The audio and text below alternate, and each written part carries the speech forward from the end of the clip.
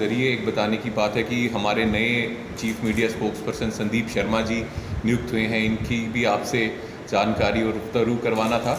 हमारे रिकी डलोत्रा जी state general secretary हैं हमारे साथ। आपको मैं ये बताना चाहता हूँ, जिस तरह से कोविड-2 की सेकंड वेव जम्मू कश्मीर में भी आ चुकी है और प्रशासन ने लॉकडाउन शुरू कर चुके हैं, चाहे वो रात के समय का ही हो, तो मैं ये बताना चाहता हूँ फिर से लॉकडाउन जम्मू कश्मीर में आ रहा है। लॉकडाउन के आने के बाद आर्थिक जो परेशानियाँ हैं जम्मू कश्मीर के लोगों पर आने वाली हैं।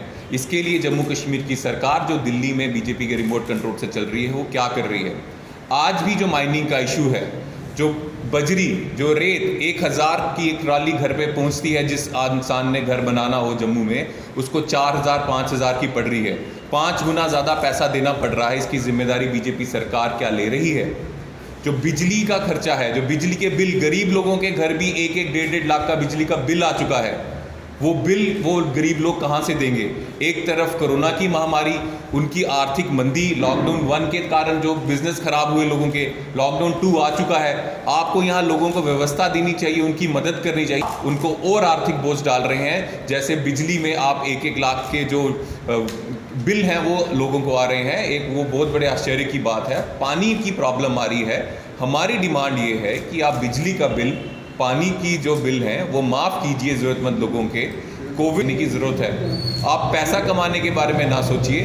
हम सब जानते हैं जो 1000 की जो रेत है वो 5000 में जो पहुंच रही है, जो 4000 का स्लैब है, वो 4000 किस किस में बट रहा है। ये जग जाहिर बात है, हर किसी को ये चीज़ मालूम है। ये पैसा प्रशासन में भी जा रहा है, हर जगह जा रहा है, और ये काला धन जो है वो कमाया जा रहा है। इसका बोझ जम्मू के लोगों में पड़ रहा है। ये नहीं पड़ना चाहिए।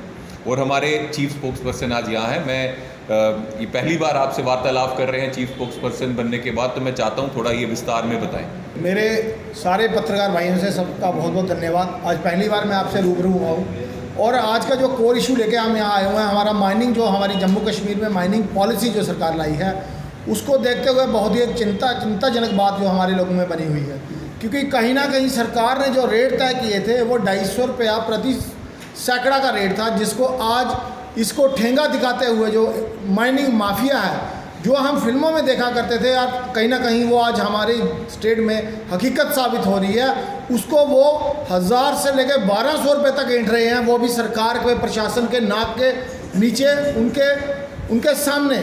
पुलिस प्रशासन हो या जिला एडमिनिस्ट्रेशन हो, तमाम जो हमारा एरिया आता है, जहाँ सारा से हमारा घर बनाने का सामान, रेत बजरी जो भी है, माइनिंग पूरे हमारे जो स्टेट में सप्लाई की जाती है, ना ही उनकी कोई सुनाई हो रही है। जो बेरोजगारी भी चरम सीमा पर है। इसके साथ जो टिप्पर ट्राली वाले जुड़े हुए हैं, जो ट्रैक्टर वाले जुड़े हुए हैं, जिन्होंने लोन ले रखा है बैंकों से, कोरोना की आगे की उन पर बहुत बड़ी मार पड़ी हुई है, लेकिन ना ही उनको कोई पर्ची दी जाती है, ना को कोई फार्म दिया जाता है, और ऊँचे दामों पर उन लोगों को वो सामान दिया। जैसे अध्यक्ष जी ने बताया, जो हमारी रेत यहाँ हमें 1000 रुपये में मिलती थी, आज वही चीज़ हमें 3000 की लेनी पड़ रही है। तो ये बहुत बड़ा धोखा जम्मू कश्मीर वासियों के साथ हुआ है। और इलीगल माइनिंग हो, या एक्साइज पॉलिसी हो, इनकी कोई भी पॉलिसी हो, युवा पॉलिसी हो, इन्होंने लोगों को बताया था कि जम्मू कश्मीर जब यूटी बनेगा तो आपके घर चांदी के बर्तन होंगे।